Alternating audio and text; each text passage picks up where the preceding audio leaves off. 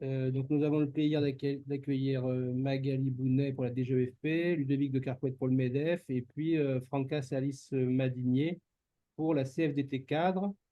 Je vous propose de prendre la parole dans l'ordre suivant, Franca, Ludovic et Magali pour conclure. Vous avez une quinzaine de minutes ou moins, mais 15 max, s'il vous plaît. Merci à l'ANACT, merci à l'OIT pour avoir organisé cette série de webinaires. Peut-être je vais enlever ma caméra parce que ma connexion ici à Bruxelles n'est pas très bonne. Et j'espère que vous puissiez m'entendre. Alors, on va peut-être un peu redescendre par rapport à l'intervention de Thierry, par ailleurs très intéressante. Mais je voudrais d'abord dire, en tant que praticienne un peu syndicale, hein, donc je fais partie de la Confédération européenne, je fais partie de la CFDT d'abord, qui est affiliée à la Confédération européenne des syndicats, donc la CFDT, Confédération française démocratique du travail. Et j'ai participé à la commission gouvernementale qui a rendu un rapport sur l'intelligence artificielle en mars dernier au président de la République. Et d'abord, peut-être parce que lors de ces travaux de la commission, nous avons quand même interrogé beaucoup nos équipes. Alors, comme j'ai fait partie en particulier de la CFDT cadre, c'était beaucoup de cadres qui nous ont répondu quant à l'utilisation des outils d'intelligence artificielle générative en particulier. Et la plupart des réponses et des répondants étaient des cadres dans des secteurs qui sont déjà très à l'aise et accoutumés, je dirais, à travailler avec les outils numériques en général. Et ces cadres nous disaient ben, qu'ils utilisaient en cachette souvent ces outils. Hein, donc ça, c'était fin de l'année dernière. Et qui souvent on utilisait en cachette parce que l'entreprise avait quand même peur de ces utilisations et notamment elle n'avait pas mis en place encore des systèmes de sécurisation des données. Mais en même temps, elle nous disait, ben, je l'utilise pour présenter des PowerPoint sur une campagne publicitaire. J'ai dit explicitement que j'ai fait utilisation de l'appli Intel, ChatGPT payante, et personne n'a rien à dire ou à redire. Donc, il n'y a pas de remarques de la part de la direction par rapport à cette déclaration. Donc, voilà, tout semble s'est passé un peu dans une entente en disant, bah, tu l'utilises, tu es plus productif, tu fais de belles choses, etc. Donc, pourquoi pas? Et on sait aussi que l'utilisation, plutôt dans les entreprises en France, mais aussi dans le reste d'Europe, elle est plutôt concentrée, notamment les outils d'intelligence artificielle générative, qui sont simples, rapides, pas chers. Ils ont été adoptés aussi massivement dans des entreprises de moyenne et de petite taille, hein, là où il n'y a pas du tout, même pas de complexe d'utilisation. Donc, il n'y a aucune règle et même pas sur la sécurité éventuellement des données de l'entreprise. Donc voilà, aujourd'hui, c'est mettre en place des choses. Pardon, voilà, je suis connectée sur mon portable, j'espère que ça marche un peu mieux. OK. Voilà, je disais que quand je participe donc à aux nombreuses sollicitations, notamment depuis, allez, depuis début 2023, donc depuis la diffusion un peu massive et facile des modèles d'LLM, hein, ChatGPT en particulier comme les plus connus. La première question que je pose à mes équipes, c'est de dire, est-ce que vous utilisez ces outils?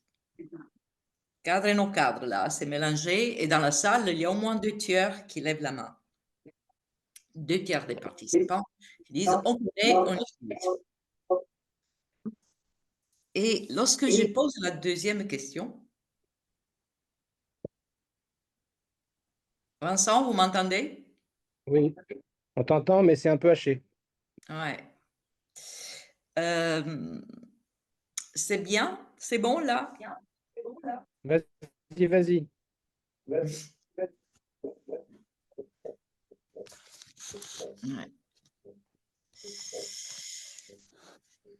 Je ne sais pas comment régler les problèmes, mais bon, je vais continuer. Vas-y. Vous me dites, Oui. tu me fais signe avec la main si, s'il faut que j'arrête. Et donc, je disais, lorsque je pose la deuxième question, il y a un écho. Ouais.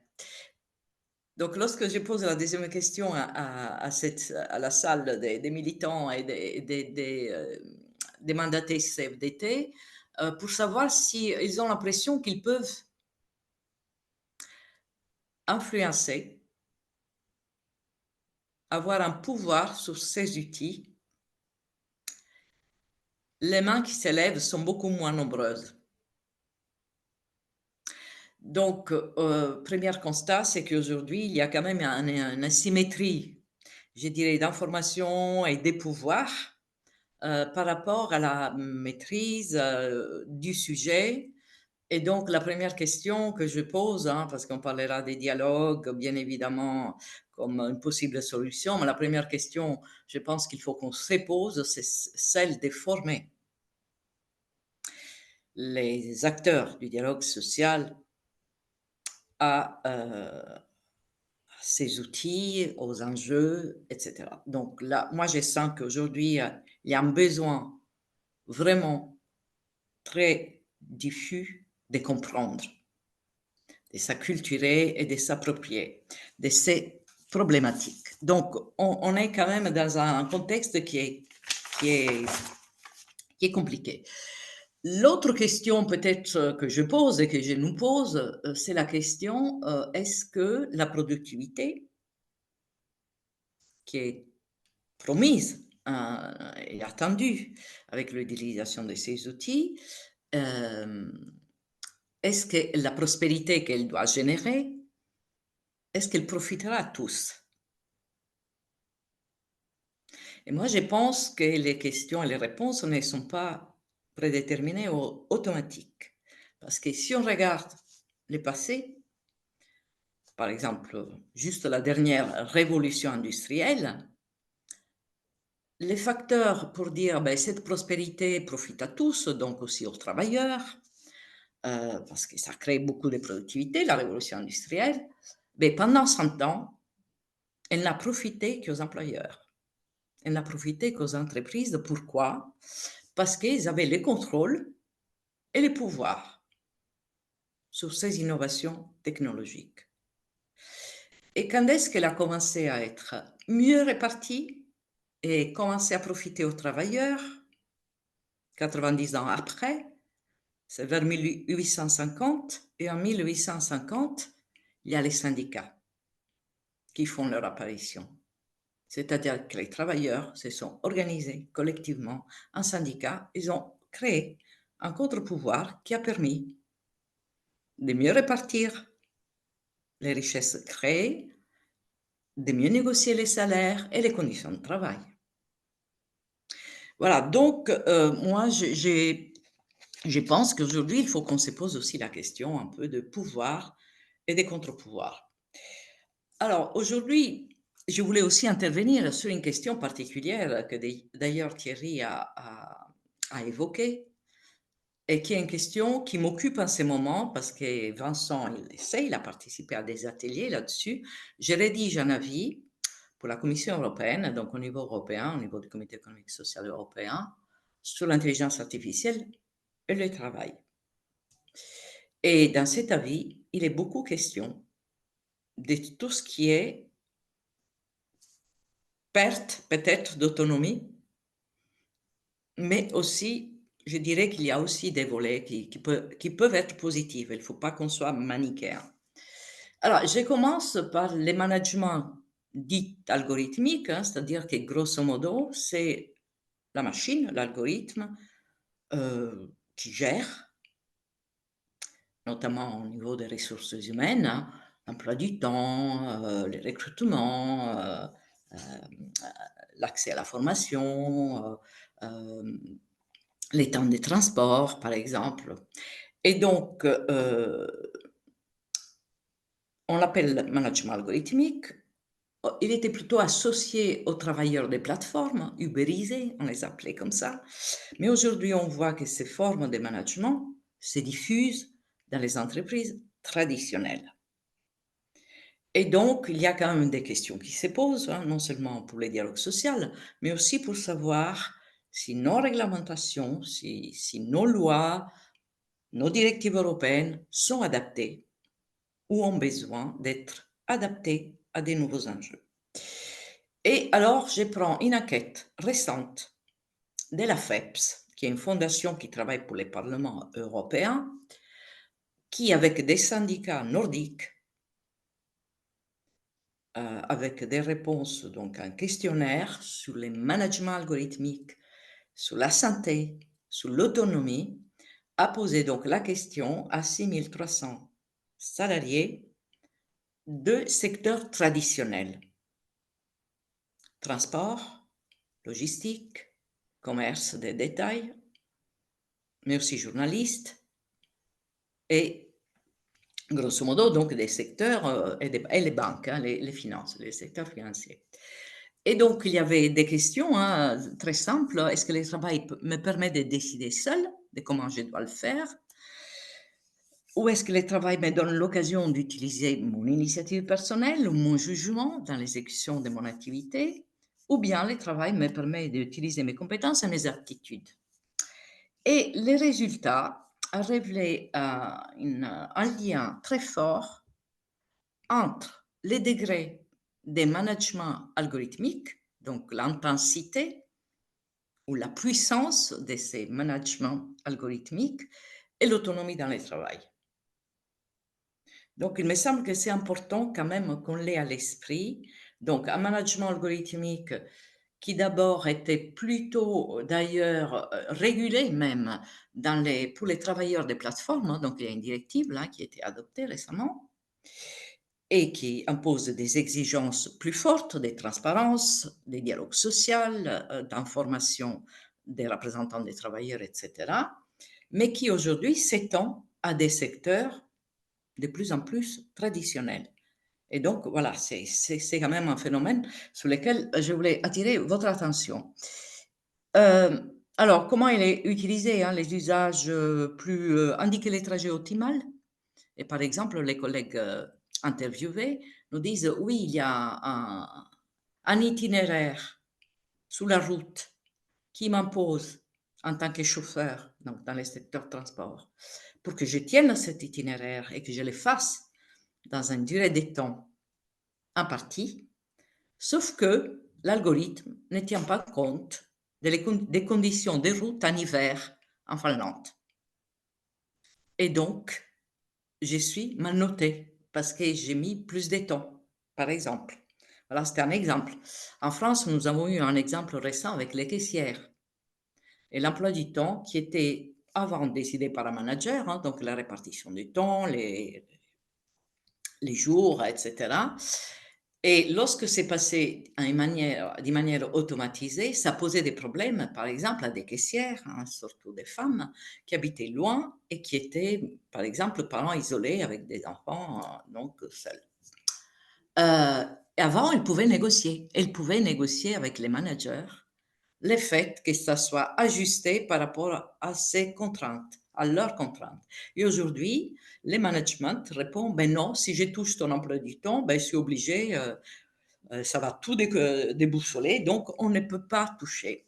Voilà, donc juste pour dire qu'il y a des questions qui sont importantes, qui changent complètement la donne et sur lesquelles je dirais, c'est comme c'est l'humain hein, qui devrait être resté au centre, principe européen fondamental dans cette histoire, non seulement au centre, mais dans les contrôles du travail et de son activité, perdent la main. Alors, ça, c'est un constat, et en même temps, je dirais qu'il n'y a pas besoin de l'IA pour changer les conditions d'autonomie. Je prends un exemple, une jeune fille, 32 ans, cadre, autonome s'il en est, en France, donc travaille dans une multinationale. Un jour, on dit à ces cadres, bien payés par ailleurs, et autonomes surtout, vous avez 2 minutes pour répondre à un appel téléphonique vous avez 2 heures pour répondre à une conversation sollicitée sur Teams et vous avez 24 heures pour répondre aux mails. Ce n'était pas de l'IA, c'était une décision managériale descendante qui réduit et qui change complètement les conditions de travail.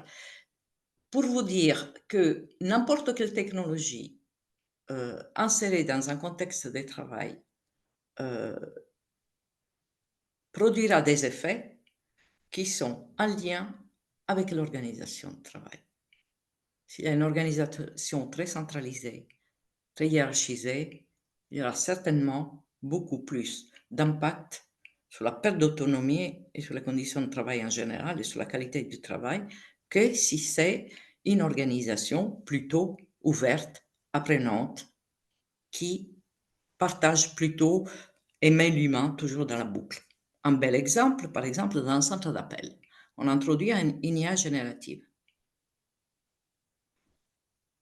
C'est pas fait pour remplacer des conseillers clients. Les conseillers recrutés, ça c'est un bel exemple franchement, mais j'espère qu'il se multiplie. L'IA sert pour partager la connaissance et faire profiter aux nouveaux recrutés de toute l'expérience que les conseillers anciens experts ont acquis dans la relation client.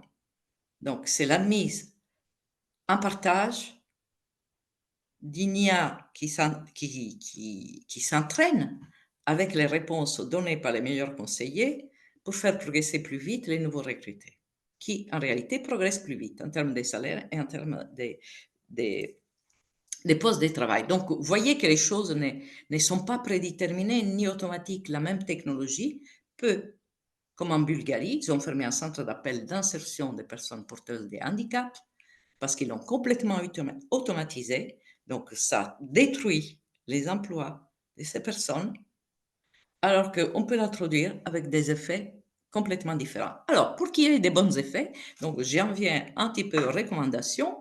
Déjà, la commission que j'ai citée, la commission gouvernementale, a mis quand même parmi les premières recommandations de faire du dialogue social la pierre angulaire de l'introduction et du déploiement de ces technologies.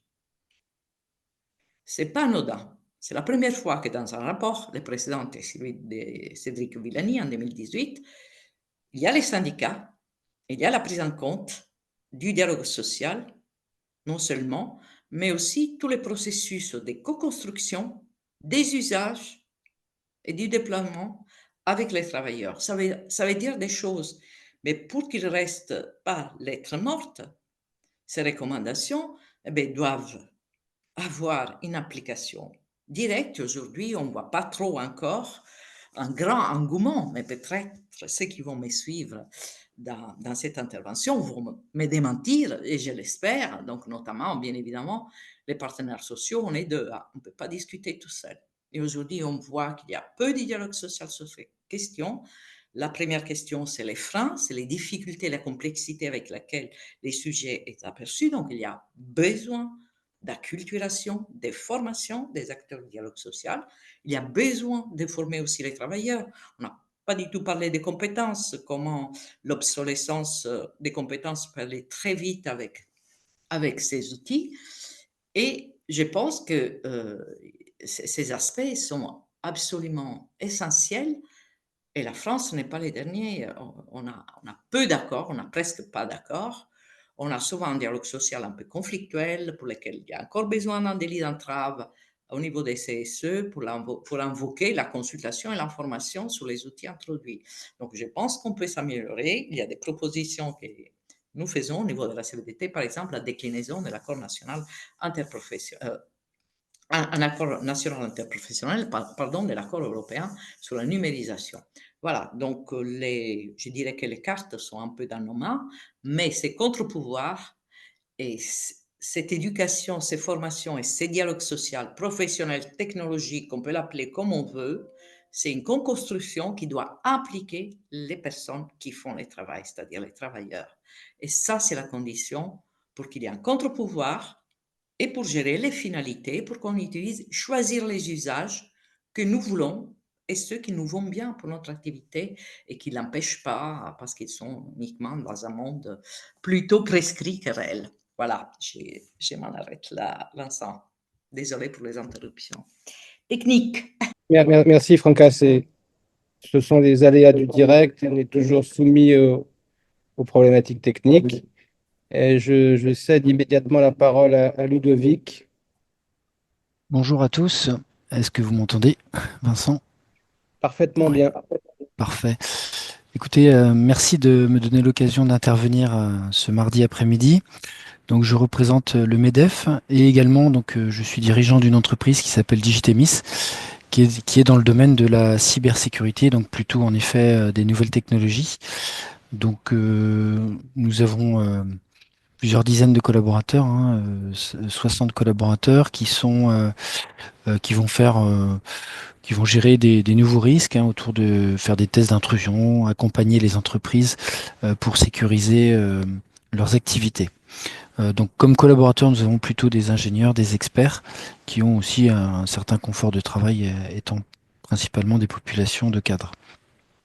Je trouvais intéressant, suite aux différentes interventions, de faire un témoignage assez concret de l'utilisation de l'IA dans nos organisations.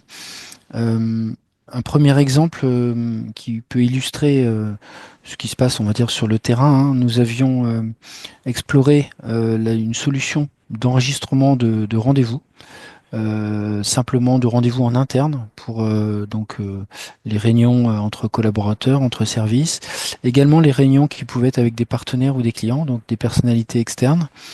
L'objectif que nous recherchions, c'était de former les collaborateurs, les aider à progresser, afin qu'ils puissent revoir globalement ce qui s'était passé pendant un rendez-vous. Et puis également peut-être de gagner en productivité, donc notamment les tâches à faible valeur ajoutée.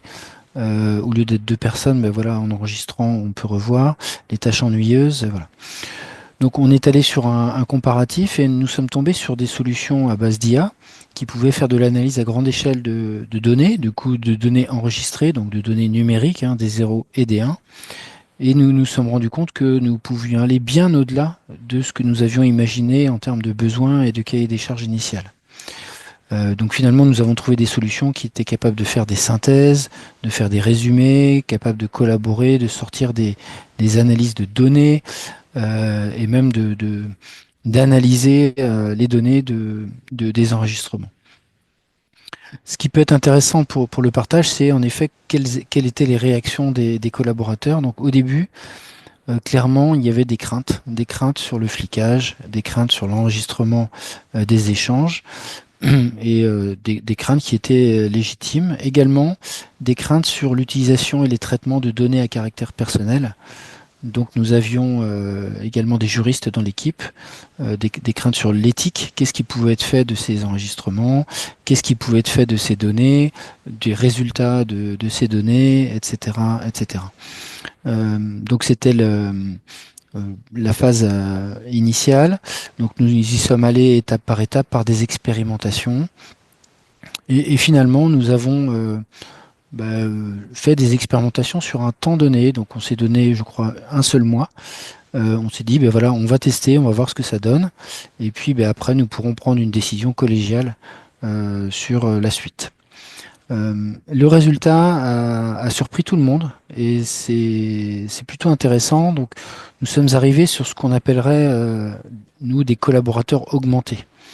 Et l'IA est devenu plus un assistant plutôt qu'une crainte.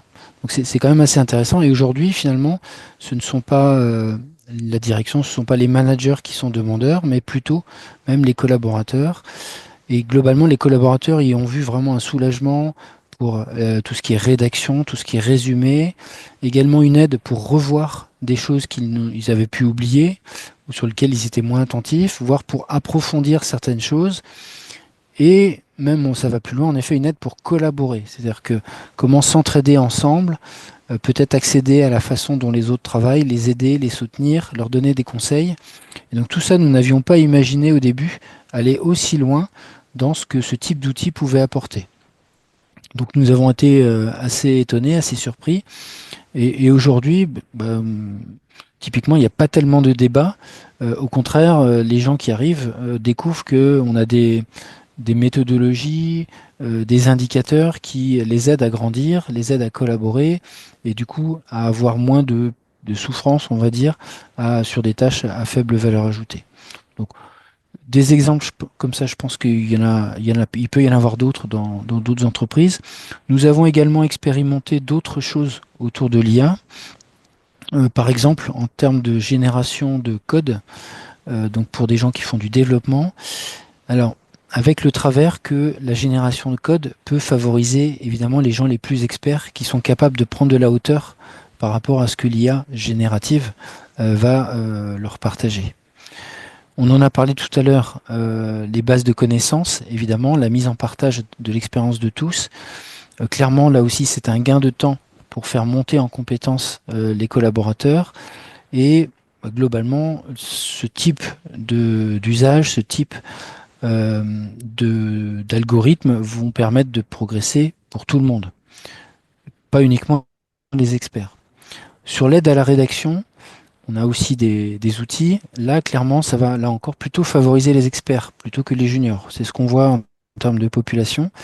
Donc finalement, nos collaborateurs augmentés, ça va plutôt être des experts déjà un peu chevronnés qui vont avoir suffisamment de recul plutôt que d'aller rapidement vers de la production de livrables.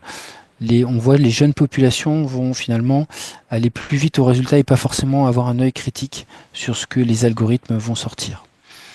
Également, ce qu'on voit, c'est tout ce qui est calcul à grande échelle avec des signaux faibles. Nous, on le voit en cybersécurité, c'est une aide très précieuse. Au lieu de... En fait, on peut faire des aides à la décision. Et donc là aussi, ça peut aider des collaborateurs à finalement, dans leur réflexion, dans leur décision, en cas d'attaque, par exemple, en cas de découverte de signaux faibles, ben voilà, ils vont avoir plus d'indicateurs qui vont les aider à prendre la bonne décision et à réagir vite, qui est un critère très important dans notre domaine. Donc voilà quelques retours d'expérience. Ce qui est intéressant, hein, pour nous, c'est de se concentrer sur les sujets à valeur ajoutée. Il y a toujours le sujet que j'aime bien prendre, hein, c'est le sujet des taux d'erreur entre le temps que peut passer un expert, un collaborateur. Quand on prend l'exemple des algorithmes, par exemple sur les décisions, ce que peuvent proposer un avocat, un médecin, et la marge d'erreur qu'ils peuvent avoir de par peut-être leur formation qui n'est pas toujours ou auxquels ils ne consacrent pas forcément suffisamment de temps, ils n'ont pas forcément les dernières posologies, les dernières jurisprudences. Nous avons la même chose en cybersécurité, il y a des vulnérabilités qui apparaissent tous les jours, il y a des nouvelles techniques d'attaque, des nouvelles techniques de défense, c'est compliqué pour les collaborateurs d'emmagasiner autant de connaissances. Et on peut se poser la question, est-ce qu'on est prêt à...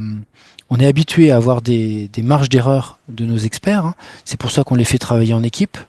On se dit qu'à 2 personnes, ils vont produire moins d'erreurs qu'en étant tout seul. Ben, en fait, finalement, avec ces algorithmes, on a parfois des résultats surprenants où l'algorithme, finalement, va avoir des bases de données plus importantes, avoir des taux de restitution en ayant cette partie d'apprentissage qui vont donner des résultats meilleurs que nos experts. Les deux ne sont pas incompatibles puisque l'expert va se baser finalement sur ce que l'algorithme va lui suggérer en gardant toujours son œil critique, mais évidemment avec des connaissances limitées, puisque notre expert n'a pas forcément connaissance de toutes les bases de connaissances en termes de vulnérabilité qu'un algorithme va pouvoir aller questionner. Donc l'enjeu qu'on va avoir, c'est évidemment tout ce qui est passage à l'échelle, et là, clairement, les algorithmes sont pertinents, mais après, il faut toujours garder ce regard humain et le risque auquel il faut vraiment être vigilant, c'est de ne pas laisser les algorithmes seuls, sans regard critique, lors des productions. Je me posais une question, à qui profite cette révolution? J'aurais tendance à dire à tous. Évidemment aux collaborateurs, aux managers, aux employeurs, on en a parlé.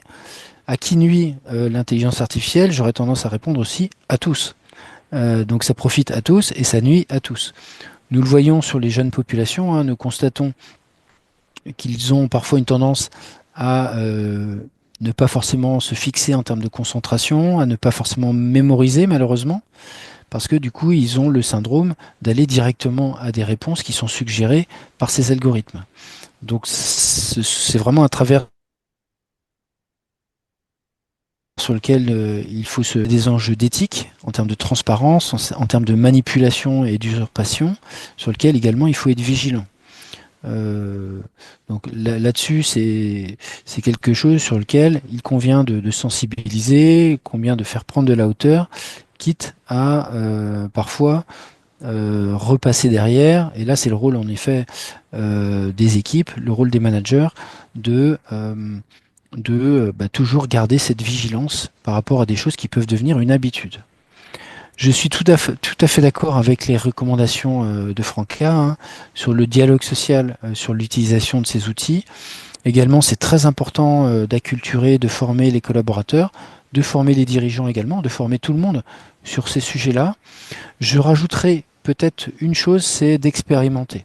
C'est-à-dire que pour moi, c'est important évidemment qu'il y ait le dialogue social, c'est important de former les gens, mais finalement, la formation va passer aussi par l'expérimentation. J'en ai témoigné tout à l'heure. Hein.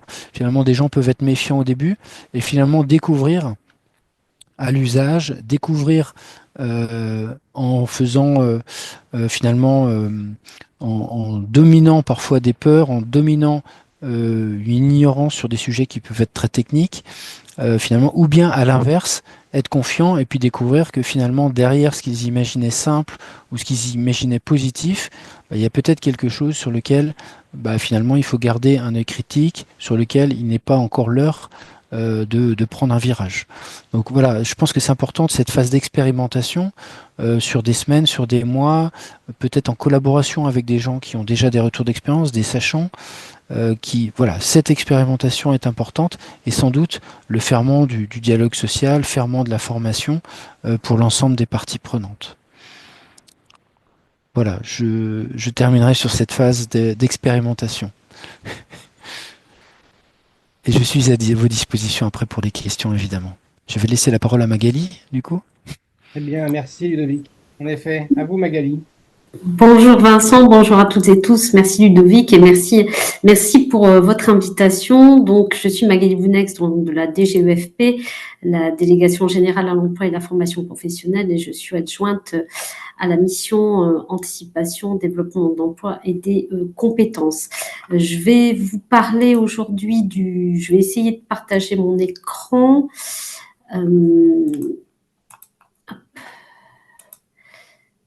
Voilà. Je ne sais pas si vous voyez bien ou pas du tout. On est en plein écran. Pardon?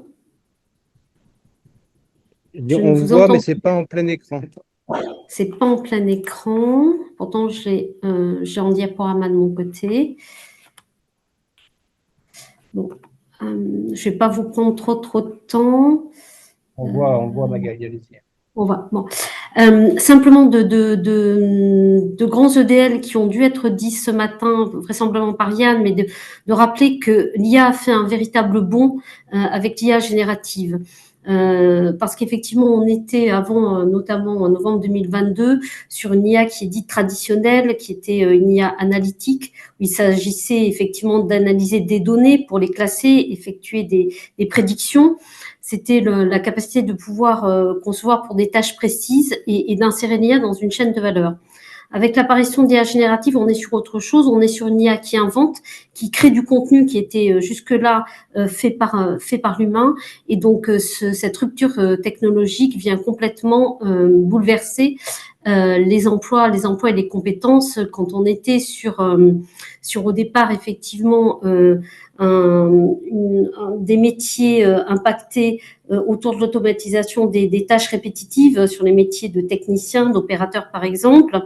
On est passé à une IA qui est en assistance sur des tâches non répétitives avec des métiers exposés qui sont plutôt de l'ordre des ingénieurs, des managers, et puis une troisième phase avec une IA très généraliste qui impacte tous les métiers qui créent des contenus et finalement intersectoriels. Différents cas d'usage ont été présentés par Franca, par Ludovic, et donc les usages sont multiples. Et donc c'est de dire effectivement que l'IA générative vient complètement bouleverser la façon de travailler, le rapport au travail et les tâches des salariés. Donc, effectivement, ça a été dit, l'IA générative, ça peut être une menace comme une opportunité. On peut être dans une vision très pessimiste ou résolument optimiste, pardon. Mais en tout cas, ça va dépendre de la manière dont les entreprises s'emparent du sujet et des pouvoirs publics, et notamment comment les pouvoirs publics accompagnent cette transition, la transition des travailleurs. Les questions de compétences ont été évoquées, et c'est primordial. Alors, le Laboria, Thierry Ménisset en a parlé. Le Laboria, c'est un laboratoire de recherche-action qui est dédié à l'impact de l'IA dans le milieu professionnel. Et finalement, c'est deux briques, celle des politiques publiques d'emploi et de formation à travers le ministère du Travail, et puis une RIA pour l'aspect recherche. Donc, c'est un partenariat d'une durée de 5 ans qui a démarré en 2021. Et finalement qui est né du rapport Villani qui a été évoqué tout à l'heure, mars 2018. Et ce rapport préconisait de créer une tête chercheuse à l'intérieur des politiques publiques d'emploi et de formation professionnelle. Et c'est dans ce contexte-là… Oui ? Excusez-moi, je crois que vous êtes en train de défiler vos planches et on ne les voit pas défiler. Vous ne les voyez pas défiler. Bon, bah, écoutez, c'est pas grave. Je vais mettre fin du coup au diaporama. Et là, vous voyez plus non plus ? Là, on ne voit plus rien du tout. Plus rien du tout, d'accord, ok. Donc, je vais arrêter le partage, du coup. Hop. Je vais faire une dernière tentative, voir si ça fonctionne ou pas. Et si ça ne fonctionne pas, je ferai à l'oral. Donc, c'est bon ? Dirait-on. Oui, c'est bon, vous voyez ? Oui, on voit. Oui. Super. Donc, le Laboria, je le disais, donc, est né du rapport Villani, et donc l'alliance des politiques publiques d'emploi, de formation professionnelle et puis de la recherche. Ça a été dit par Thierry Ménisset, le Laboria a 2 instances de gouvernance, un COMEX et puis un COMEX élargi aux partenaires sociaux, et leur place est importante dans les travaux du Laboria. Et bien sûr, le Laboria s'inscrit dans un contexte national qui a été évoqué, notamment le rapport de la Commission, mais aussi international, puisque Paris accueillera le summit en février de l'année prochaine. Le Laboria, sa raison d'être, c'est de pouvoir observer, et notamment sur cette phase 1, cette première zone d'expérimentation, c'est d'aller observer sur le terrain les impacts de l'IA au plus près des travailleurs. Quelles sont les dynamiques observées, les dynamiques de projets spécifiques, quels sont les risques, quelles sont les interrogations. Et donc, cette première phase, elle a permis d'aller au plus près du terrain dans 6 terrains d'investigation à travers des enquêtes par questionnaire, 250 personnes auditées, qu'elles soient DSI, qu'elles soient DRH, qu'elles soient DG, et aussi une enquête longitudinale. C'est-à-dire que là, on est sur le long terme, on interviewe une dizaine de décideurs sur 9 mois, et à travers le suivi d'indicateurs spécifiques. Et donc, cette observation au plus près du terrain, en partant de la réalité de l'implémentation de systèmes d'IA, ça a permis à la fois de déterminer des enseignements et aussi des recommandations. Des enseignements à travers lesquels le déploiement d'IA, c'est le point de départ vers une transformation qui est progressive. C'est-à-dire qu'il y a une nécessité d'apprentissage qui est au long cours. Peut-être là, une des plus importantes, même si elles le sont toutes, mais en termes d'enseignement, c'est le conflit de rationalité et de logique qui peut exister entre une logique gestionnaire qui est celle des décideurs, de l'efficacité économique, et puis celle de la logique du travail réel, celle des salariés qui s'interrogent sur la reconnaissance de leur travail, sur leur autonomie dans le travail et sur l'évolution de leurs tâches. Et puis l'IA bouleverse les compétences, mais également l'ensemble de l'organisation du travail, le management, et repense le rôle de chacun. Dans les recommandations qui ont été faites, la première, c'est de se dire qu'il faut partir du travail réel pour penser le rôle et la place de l'IA, du travail réel des salariés, pas le travail qui est prescrit ou le travail théorique, mais vraiment ce que font les salariés. Également, ça a été dit, il faut garantir la co-conception des systèmes d'IA et d'organiser le dialogue en continu. Il ne s'agit pas d'organiser le dialogue en amont de l'implantation, au début de l'implantation, au milieu, mais bien de l'accompagner jusqu'à la fin et même au-delà du processus. Dans sa conception, de se dire que le système d'IA doit être au service de la sécurisation des travailleurs. Il faut rendre ces systèmes d'IA explicables sans passer par la multiplication des démonstrations scientifiques et algorithmiques, de rendre le système d'IA explicable au cas d'usage, à ce que fait le salarié au quotidien, et puis accepter que l'on apprenne en marchant parce qu'il y a une part d'imprévisibilité de l'IA. Ce qu'on dit là concerne l'IA d'une manière générale, mais s'applique complètement à l'IA générative et donc je vous invite à aller consulter la synthèse de cette étude qui reprend l'ensemble de ces recommandations. Ça, c'était la première phase du Laboria exploré. Le Laboria est entré dans sa deuxième phase à partir du début de cette année, où les membres du COMEX élargi avec les partenaires sociaux se sont dit qu'il faut aller plus loin en se disant qu'il y a matière à explorer l'IA, mais de manière sectorielle. Alors, on ne peut pas investiguer tous les secteurs, mais en tout cas, se dire un secteur qui était impacté assez tôt par l'IA traditionnelle, les industries de production et logistique, et puis un secteur qui a été impacté un peu plus tard, mais complètement reconfiguré, qui est le secteur des industries culturelles et créatives, où l'IA générative a un impact considérable. Et puis, le deuxième axe, c'est de se dire, ça a été dit, c'est que l'IA, on a la nécessité tous de se pencher sur les thématiques du recrutement et de l'inclusion. Et notamment l'IA générative en matière de recrutement est absolument fondamentale et repense complètement les systèmes de recrutement, les relations recruteurs-recrutés. Et puis, un troisième axe, Franca en a parlé, et Ludovic aussi, effectivement, il faut observer, analyser, comprendre, expérimenter, mais surtout, il faut outiller l'écosystème et l'ensemble de l'écosystème, que ce soit les travailleurs, les managers, les partenaires sociaux, pour accompagner la diffusion de l'IA sur un plan RH et de pouvoir outiller l'ensemble de ces acteurs. Donc, l'ensemble de ces axes de travail sont déclinés en 6 groupes de travail que je mets ici pour mémoire. Je vais, pour coller à la thématique de l'IA générative, vous parler de deux groupes de travail en particulier. L'un est sur les industries culturelles et créatives. Donc, dans ce groupe de travail, il s'agit vraiment de pouvoir cibler les travaux sur les enjeux dans ce secteur au regard des récents développements, dont celui de l'IA générative, de pouvoir identifier les grandes catégories d'impact, qu'on parle d'impact quantitatif ou qualitatif, d'analyser les ruptures, les évolutions des besoins en compétences, mais aussi identifier la mesure des besoins de formation qui sont couverts et non couverts, et puis aussi caractériser les pratiques au regard d'un double enjeu éthique et aussi au niveau de la propriété intellectuelle. Donc, c'est ce groupe de travail qui a commencé à travailler à travers, dans un premier temps, une enquête auprès d'établissements supérieurs de la création artistique qui permet déjà d'avoir leur perception, notamment de l'inclusion de l'IA générative sur les différents métiers et formations en matière culturelle et créative. Et l'idée, c'est aussi de pouvoir cartographier ces différents impacts. Autre travail du Laboria, c'est l'IA et le recrutement, j'en ai parlé tout à l'heure. Il est clair que dans les problématiques du Laboria, c'est aussi de pouvoir travailler sur une dimension inclusive de l'IA et de ne laisser personne sur le bord du chemin, et de faire que l'IA soit inclusif et n'accentue pas certaines exclusions, notamment des exclusions autour de la fracture numérique, et on l'a vu à travers certaines études, certaines populations peuvent effectivement être plus impactées que d'autres par par l'implémentation d'un système d'IA et donc être encore plus en exclusion.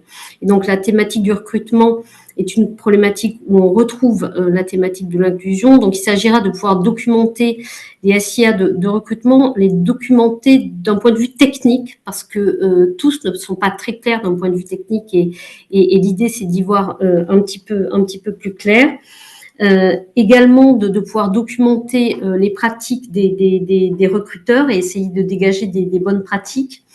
Je l'ai dit tout à l'heure, d'évaluer, d'étudier les impacts dans la relation recruteur-recruté, et puis de benchmarker des SIA de recrutement sur des critères d'inclusion. Et bien sûr, un des enjeux, c'est de pouvoir documenter les SIA de recrutement au regard du RIA, puisque ça a été identifié comme les pratiques les plus à risque.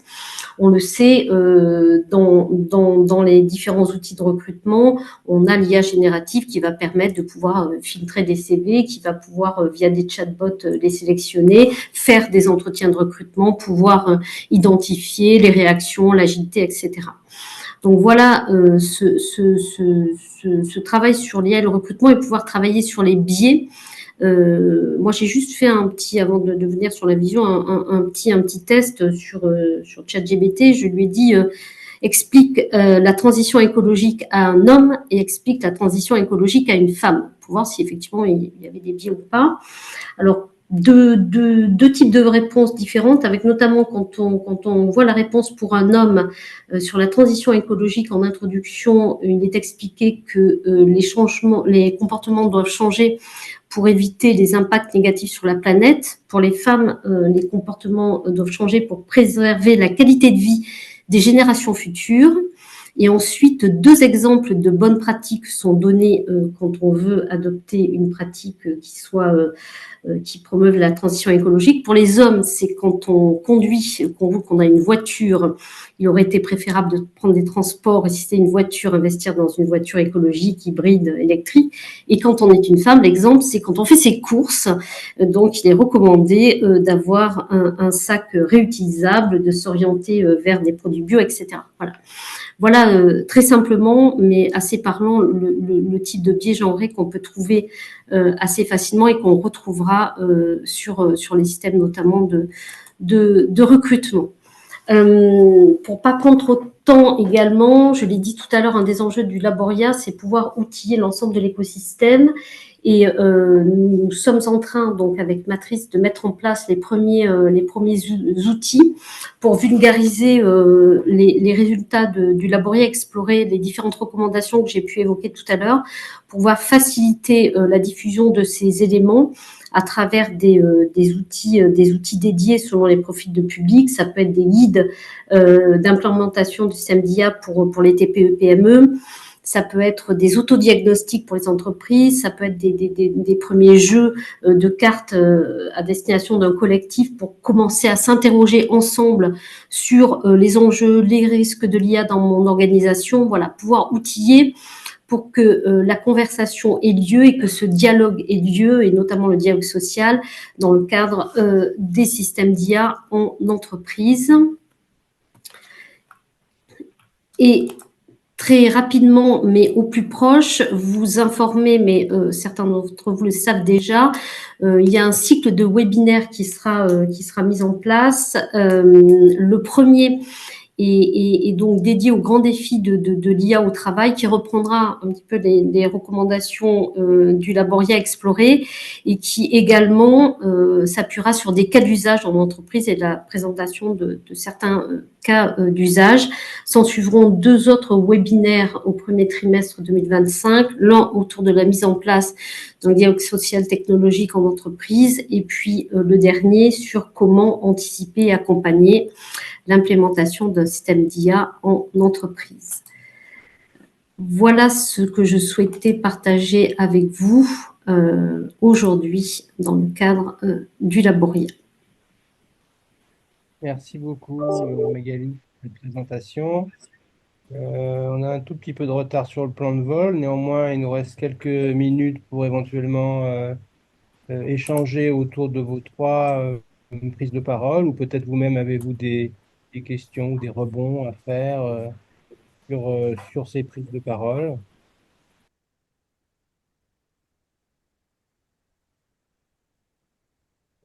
pas l'impression que ça se bouscule. Du coup, moi, j'ai au moins deux questions. Peut-être une commençant par vous, Magali, et puis une pour Ludovic. C'est des questions, mais c'est un peu des remarques. C'est-à-dire que quand vous avez présenté le GT sur industrie culturelle et créative, Magali, vous avez pointé quatre, quatre lignes, disons, d'investigation, hein, l'impact, l'évolution des compétences, le besoin des formations, de formations associées, et puis les enjeux éthiques et aussi liés à la propriété intellectuelle. Du coup, je me demandais comment dans ce GT, la question du dialogue social s'inscrivait, puisque vous l'avez rappelé, comme un enjeu un peu transversal aux travaux du Laboria.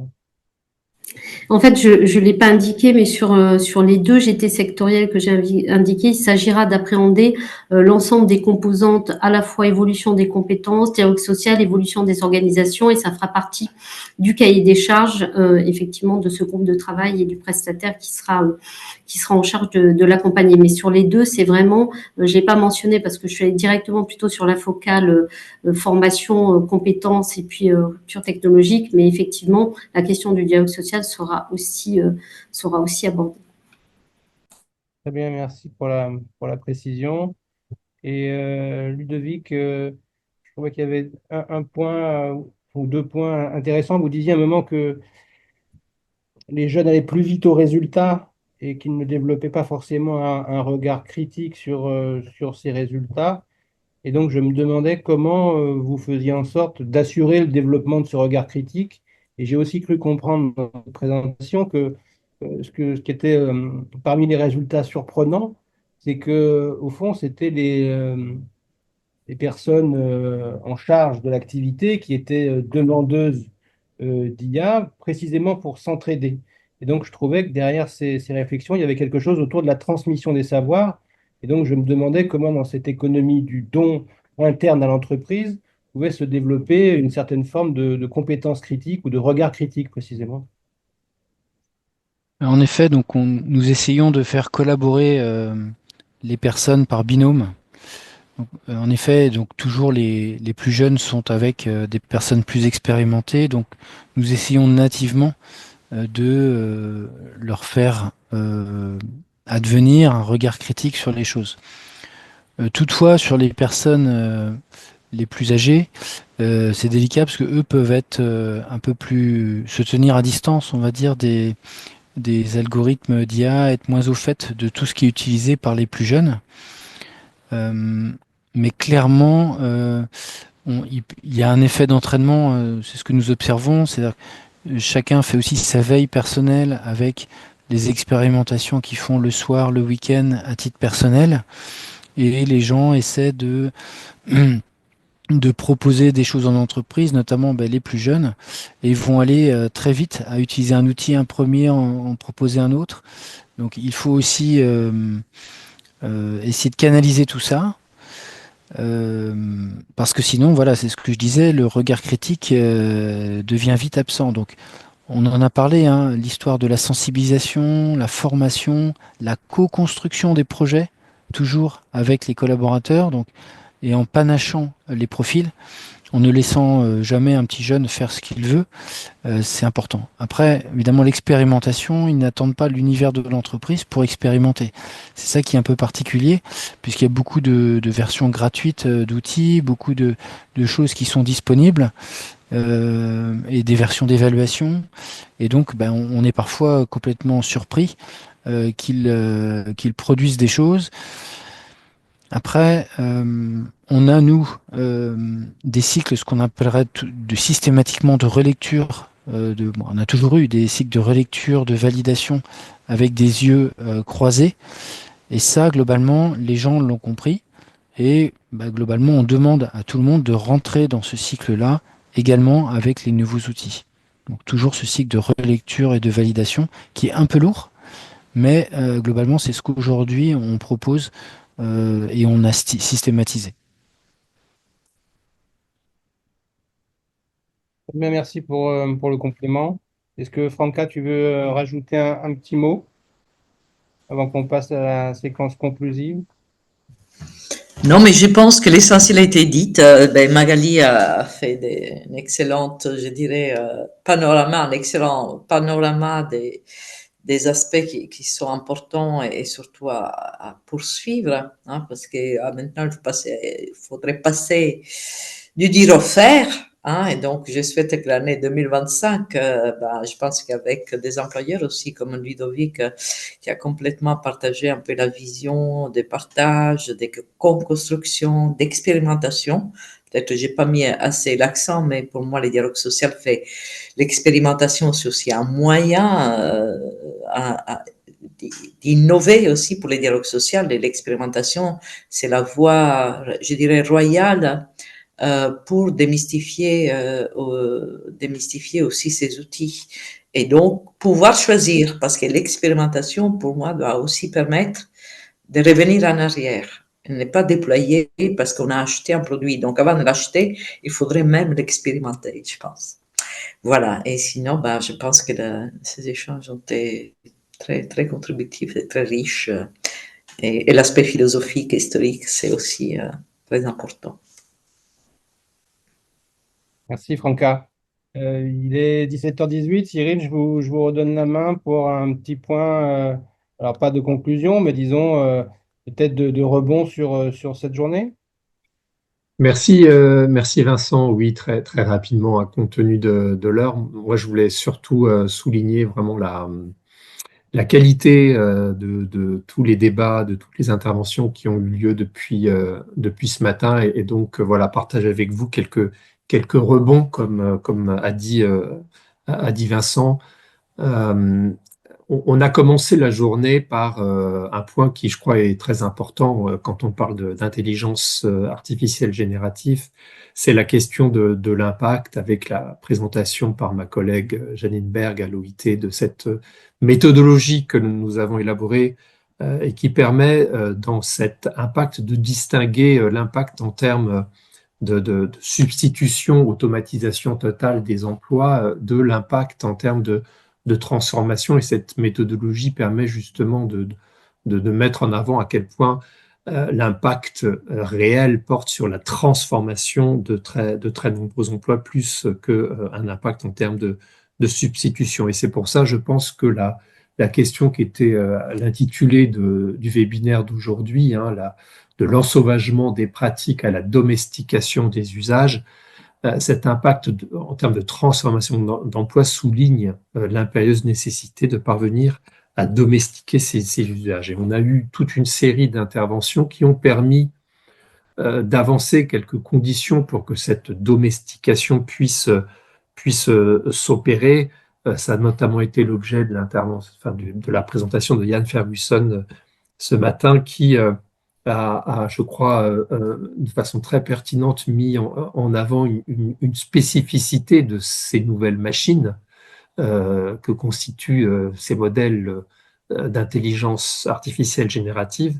C'est le fait qu'elles développent à l'image de l'intelligence humaine une intelligence empirique, finalement, et elles ne se réduisent pas à une intelligence mécanique qui, jusqu'à maintenant, tendait à gouverner un peu le rapport homme-machine avec deux types d'intelligence distinctes. Et le fait que l'IA générative repose sur une forme d'intelligence empirique change profondément ce rapport entre l'homme et la machine. Et il brouille la façon dont on évalue la performance, et donc déstabilise de ce point de vue-là tous les outils du management. Donc la condition pour que cette domestication s'opère, c'est bien de parvenir à prendre la mesure de cette spécificité de cette machine à laquelle on a affaire avec l'IA générative. Et le rôle de ce point de vue-là du dialogue social, pour parvenir à la conclusion de la journée, le rôle que les trois dernières interventions ont souligné, le rôle du dialogue social, il se situe précisément dans cette capacité de rebâtir des collectifs de travail autour d'une délibération sur la façon dont ces nouvelles machines peuvent s'inscrire dans des processus régulés de production et de travail. Mais pour que ça marche, il faut sans doute, et je pense que c'est ce qu'ont montré beaucoup d'interventions de ce qui a été dit aujourd'hui, pour que ça marche, il faut avoir pleinement conscience des limites de ces modèles d'intelligence artificielle générative.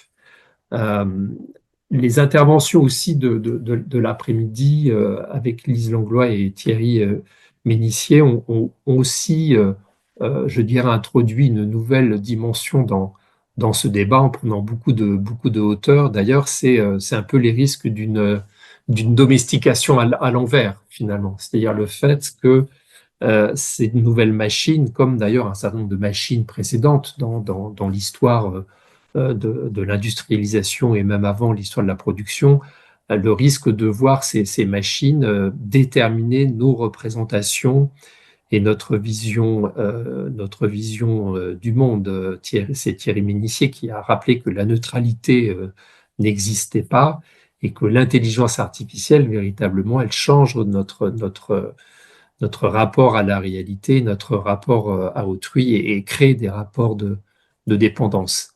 Et face à ça, je pense que la question de la définition des finalités du travail est une question vraiment essentielle pour éviter justement que l'on se retrouve prisonnier de cette logique technocentrée, technodéterministe, à laquelle l'adaptation à la technologie devient le but ultime qui se suffit à lui-même. Et les exemples qui ont été donnés, je pense notamment à Lise Langlois, avec cette très intéressante expérience dans le domaine de l'éducation à Québec, montrent à quel point les finalités du service public méritent d'être rappelées, d'être redéfinies lorsque l'on introduit ces nouvelles technologies dans une optique d'optimisation du fonctionnement des services. Donc, pour conclure, je trouve que vraiment les débats qu'on a eu aujourd'hui montrent que dans toutes ces questions, la gouvernance, c'est quand même un facteur